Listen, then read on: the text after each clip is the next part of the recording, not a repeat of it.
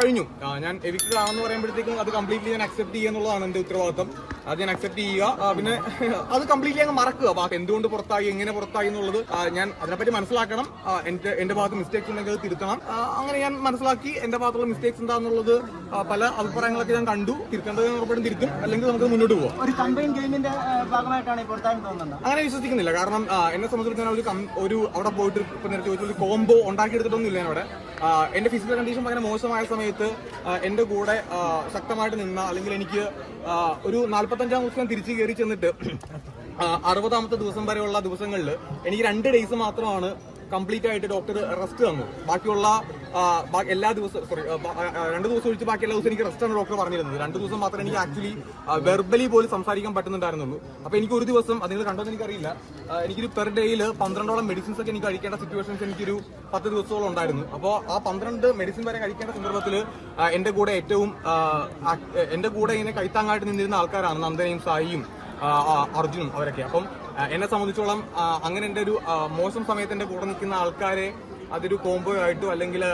അങ്ങനെ എനിക്ക് പുറത്ത് ക്രിയേറ്റ് ആയി പെട്ടതിനോട് എനിക്കൊന്നും പറയാനില്ല. മേ ബി അത് ഗെയിമിന്റെ ഭാഗമായിട്ട് അങ്ങനെ വന്നേക്കാം. പക്ഷേ ഞാനത് കോംബോ ആയിട്ട് ഉണ്ടാക്കിയെടുത്തതൊന്നുമല്ല. അതെനിക്ക് മനസ്സിൽ നിന്ന് വന്ന സൗഹൃദങ്ങളും ഇഷ്ടങ്ങളുമാണ്. അത് ജീവിതകാലത്തിൽ എപ്പോഴും അങ്ങനെ ഉണ്ടാവും, അതിന് മാറ്റം ഉണ്ടാവില്ല. ജാസ്മിന്റെ ഒരു എന്താ പറയാ, ഒരു ഫേവറബിൾ ആയിട്ട് ഗെയിം പോകുന്നതായിട്ട് തോന്നുന്നുണ്ട്. ജാസ്മിൻ ഒരു കപ്പ് എന്ന രീതിയിൽ ഗെയിം അങ്ങനെ ജാസ്മിൻ ഒരു കപ്പ് എന്നുള്ള രീതിയിലൊന്നും അല്ല. അവിടെ ഇപ്പം എന്താ പറയണ്ടേ, അപ്പ് ആൻഡ് ഡൗൺസ് ഉണ്ടാവും എല്ലാവർക്കും തന്നെ. മാറ്റങ്ങൾ സ്ഥിരം എപ്പോഴും ഗെയിംസിൽ അങ്ങോട്ടും ഇങ്ങോട്ടും മാറ്റങ്ങൾ തീർച്ചയായിട്ടും എല്ലാവരുടെയും കാര്യത്തിലുണ്ടാവും. ഇപ്പം എന്റെ വ്യൂ പോയിന്റിൽ ഞാൻ കപ്പടിക്കുമെന്ന് പല സമയങ്ങളിൽ എനിക്ക് തോന്നിയിട്ടുണ്ട്. പക്ഷെ അത് പ്രേക്ഷകരുടെ വോട്ട് ഏതൊരു സമയത്ത് കുറഞ്ഞു പോയതുകൊണ്ട് ഞാൻ പുറത്തേക്ക് വന്നു. അത് ഒരാൾക്ക് ഫേവറബിൾ ആയിട്ട് ഒരു സീസൺ മുന്നോട്ട് പോകുമെന്ന് ഞാൻ കരുതുന്നില്ല. എല്ലാവർക്കും അപ്പ് ആൻഡ് ഡൗൺസ് ഉണ്ടാവും. അതുപോലെ ജാസ്മിനും ഡൗണും ഉണ്ടായിട്ടുണ്ട്, അപ്പും ഉണ്ടായിട്ടുണ്ടെന്ന് ഞാൻ വിശ്വസിക്കുന്നു. പക്ഷേ ശ്രീധുവിന്റെ കാര്യം പറഞ്ഞാൽ ഏഷ്യാനെറ്റ് സീരിയലിന്റെ ഒരു ഭാഗമായിട്ടുള്ള വ്യക്തിയല്ലോ ശ്രീധു. ഇതിനേക്കാളും മോശമായിട്ട് ഗെയിം കളിച്ചിട്ടും അവര് അല്ല, അങ്ങനെ മോശം ഗെയിം നല്ല ഗെയിം എന്നുള്ളതില്ല. കാരണം ഓരോ ആൾക്കാരുടെ വ്യൂ പോയിന്റ് ആണ് ഗെയിം എന്ന് പറയുന്നത്. ഇപ്പം ചില ആൾക്കാരെ സംബന്ധിച്ചോളം ഇപ്പോ ഒരുപാട് ഇപ്പൊ നമ്മൾ 5 സീസൺസ് എല്ലാവരും കംപ്ലീറ്റ് ചെയ്തു കണ്ട്. ഇപ്പൊ 6ാമത്തെ സീസണാണ് റണ്ണിംഗ് ആയിട്ട് നിൽക്കുന്നത്. അപ്പോൾ ചില ആൾക്കാരുടെ വ്യൂ പോയിന്റിൽ ഒരുപാട് ദേഷ്യപ്പെടുന്ന ആൾക്കാർ ഇഷ്ടമായിരിക്കാം, വളരെ സൈലന്റ് ആയിട്ട് നിൽക്കുന്ന ആൾക്കാർ ഇഷ്ടമായിരിക്കാം. പല ഇഷ്ടങ്ങൾ പല രീതിയിലാണ്. നമുക്ക് ഒരിക്കലും ഒരു പ്രേക്ഷകന്റെ ഇഷ്ടത്തെ നമുക്ക് വിലയിരുത്താനോ നമുക്ക് അങ്ങോട്ടും ഇങ്ങോട്ടും ചോദ്യം ചെയ്യാനോ പറ്റില്ല. അപ്പൊ അതുകൊണ്ട് ഇപ്പോൾ ശ്രീധുവിന്റെ ഗെയിം അങ്ങനെ, അല്ലെങ്കിൽ സിജോയുടെ ഗെയിം അങ്ങനെ നമുക്ക് പ്രെഡിക്റ്റ് ചെയ്യാൻ പറ്റില്ല. ഇപ്പൊ ഇവിടെ നിൽക്കുന്ന നിങ്ങൾ എല്ലാവർക്കും തന്നെ ഒരിക്കലും സിജോനെയോ അല്ലെങ്കിൽ ജാസ്മിനെയോ ജിൻഡോനെയോ അർജുനെയോ ഋഷിനെയോ അഭിഷേകിനെയോ ശ്രീധുവിനോ അങ്ങനെ നിങ്ങൾക്ക് ഇപ്പോൾ എല്ലാവർക്കും പല പല അഭിപ്രായങ്ങളായിരിക്കും പറയുമ്പോഴത്തേക്കും. നിങ്ങൾക്ക് അതിൻ്റെതായിട്ടുള്ള ഉത്തരങ്ങളും കാണും.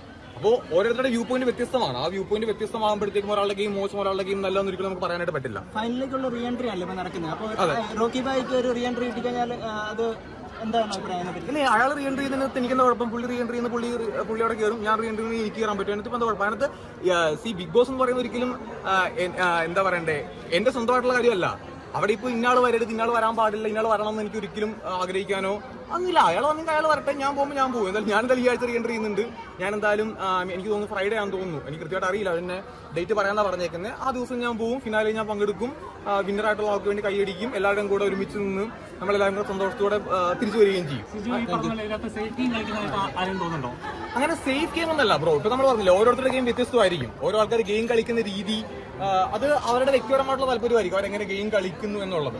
അതിപ്പോ നമ്മൾ നോക്കുമ്പോഴത്തേക്കും ഇപ്പോ ഞാൻ പുറത്തിറങ്ങിയപ്പോഴത്തേക്കും ഞാൻ സോഷ്യൽ മീഡിയയ്ക്ക് നോക്കിയപ്പോഴത്തേക്കും ഞാൻ സംസാരിച്ച കുറച്ച് കാര്യങ്ങളൊന്നും എനിക്ക് കാണാൻ സാധിച്ചിട്ടുണ്ടായിരുന്നില്ല. മേ ബി അതിപ്പോ 1 മണിക്കൂറത്തെ എപ്പിസോഡാണ് ഒരു ദിവസം ഉള്ളത്.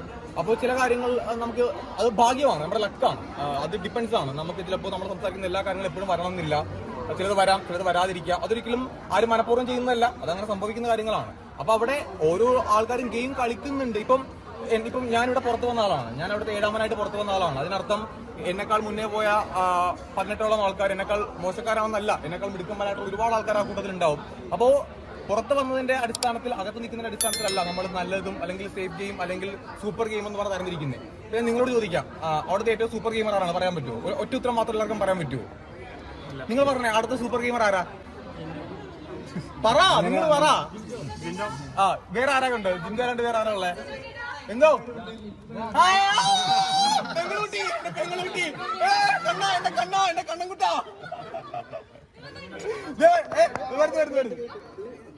അപ്പൊ എല്ലാവരുടെ അഭിപ്രായങ്ങൾ വ്യത്യസ്തമായിരിക്കും.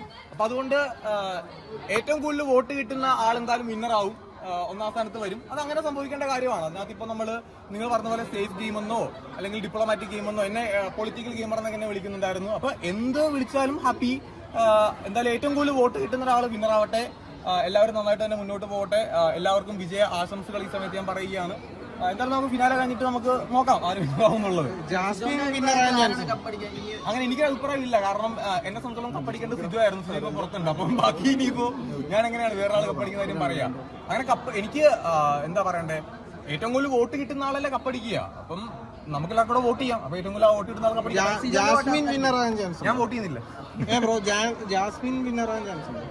ബ്രോ. അതെങ്ങനെ ഞാൻ പറയും? അങ്ങനെയാണെന്നുണ്ടെങ്കിൽ ഇപ്പൊ ഞാൻ ഇവിടെ ഇരുന്നിട്ട് ഞാൻ എന്റെ മോൾ ഷൈൻ്റെ ആളല്ല, ഏഷ്യാനെറ്റിന്റെ ആളല്ല, ഞാൻ മത്സരാർത്ഥിയാണ്. അപ്പൊ എനിക്ക് പറയാൻ പറ്റില്ല ആര് വിന്നർ ആവുമെന്ന് എനിക്ക് പറയാൻ പറ്റില്ല. പിന്നെ നമുക്ക് ഞാൻ പറഞ്ഞില്ലേ ഇന്ന ആളെ വിന്നർ ആക്കാം എന്ന രീതിയിലായിരിക്കില്ലല്ലോ ഒരിക്കലും അവിടെ സംഭവിക്കും. എനിക്കങ്ങനെ തോന്നുന്നില്ല. ഇപ്പൊ ഞാൻ എന്തുകൊണ്ട് എവിക്റ്റ് ആയി? കമ്പാരിറ്റീവ്ലി വോട്ടിൽ ഞാൻ 7ാം സ്ഥാനക്കാരനായിരിക്കാം. അതുകൊണ്ടായിരിക്കാം ഞാൻ എവിക്റ്റ് ആയത്. അപ്പൊ എന്റെ വ്യൂ പോയിന്റിൽ ഞാൻ മോശക്കാരനാണെന്നല്ല. ഇപ്പൊ എന്റെ കൂടെ ഉണ്ടായിരുന്ന ബാക്കിയുള്ള 6 ആൾക്കാർക്ക് എന്നെക്കാൾ കൂടുതൽ വോട്ട് കിട്ടി. അതുകൊണ്ട് എനിക്ക് പുറത്തു പോകേണ്ടി വന്നു. അപ്പോൾ ഞാൻ വിചാരിക്കുന്നത് എന്നെക്കാൾ കുറച്ചുകൂടെ മിടുക്ക് അവർക്ക് കൂടുതൽ ഉണ്ടായിരിക്കാം. അതുകൊണ്ട് അവർക്ക് കൂടുതൽ വോട്ട് കിട്ടി. അവരവിടെ നിൽക്കുന്നു. ഞാൻ പുറത്തു പോയെന്ന് മാത്രമേ ഞാൻ വിശ്വസിക്കാൻ ആഗ്രഹിക്കുന്നു.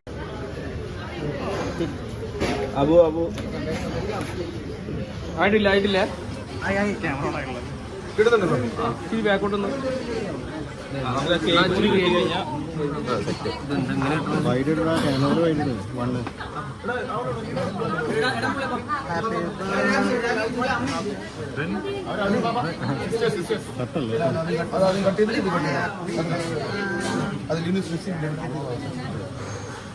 Happy birthday to you. Happy birthday to you. Happy birthday to you. Happy birthday to you. കുട്ടിക്കേ സന്തോഷ ജന്മദിനം കുട്ടിക്കേ സന്തോഷ ജന്മദിനം കുട്ടിക്കേ സന്തോഷ ജന്മദിനം കുട്ടിക്കേ സന്തോഷ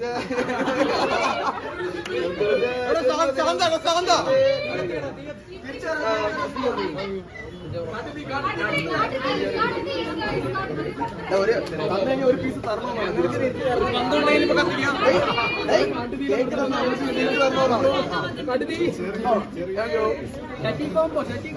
മോനെ കാട്ടുതീ കൊടുത്തോ?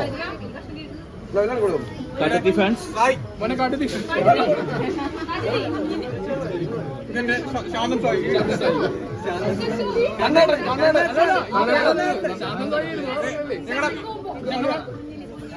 പെങ്ങളൂട്ടി കൊടുക്കും. പെങ്ങളൂട്ടി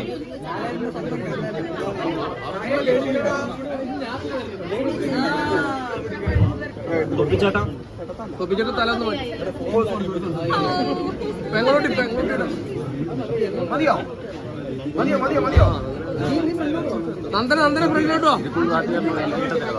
നന്ദന അന്ന പെങ്ങളോട്ടി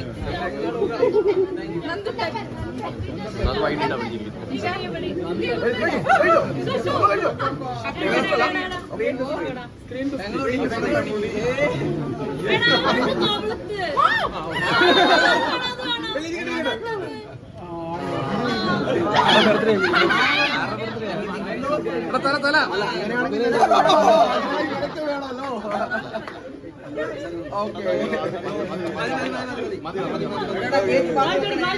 എടാ സായിലാക്കി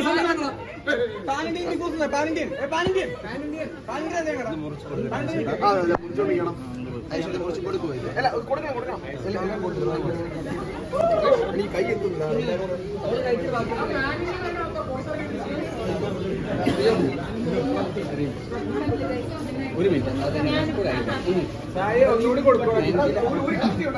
നമ്മുടെ കത്തി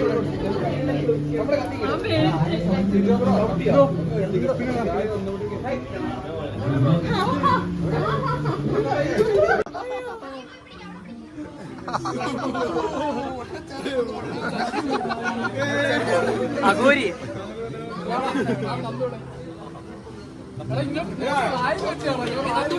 അവിടെ നിശാന സായുടെ മോദക്ക് തേക്കാനുള്ള ആൾക്കാരുണ്ടായിരിക്കും.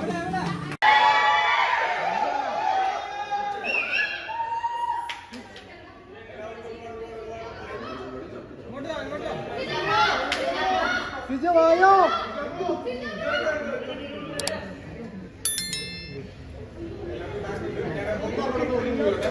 ചേട്ടാ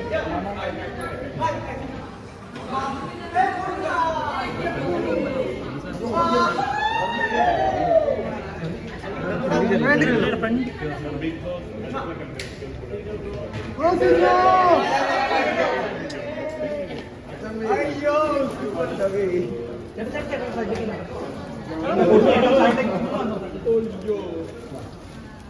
so much.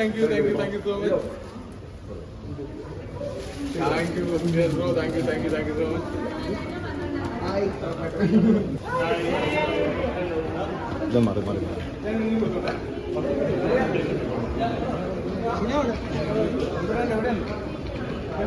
നിന്നെടുത്തു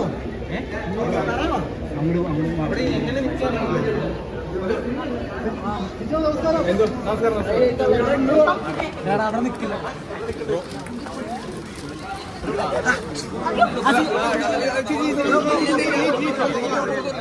ഞാൻ പുറത്തിറങ്ങാം അല്ല ഇവിടെ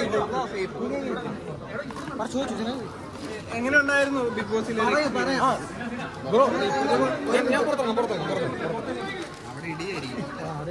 ഞാൻ പുറത്തിറങ്ങാം ഞാൻ നിൽക്കാം ഞാൻ പോവില്ല അല്ല ഇവിടുന്ന്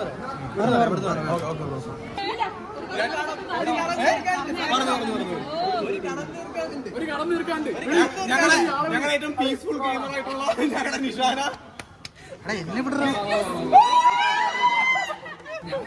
പപ്പ പറഞ്ഞത് ആരും കാണിക്കില്ല ഒളിപ്പിച്ചു വെക്കാനാണ് പപ്പ പറഞ്ഞിരിക്കുന്നത്. അല്ല സർപ്രൈസ് ഇതാണ് നമ്മുടെ സിഒ ചേട്ടന്റെ ഭാവി വധു.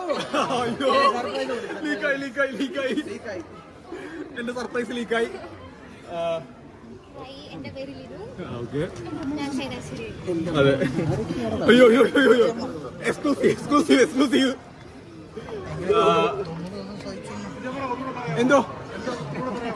എന്താ പറയണ്ടേ? പറയാം പറയണോ പപ്പ എന്നെ കൊല്ലും. ഇത് ആരും ഷൂട്ട് ചെയ്യില്ലെന്ന് പറഞ്ഞ ഭാഗമായിരുന്നു.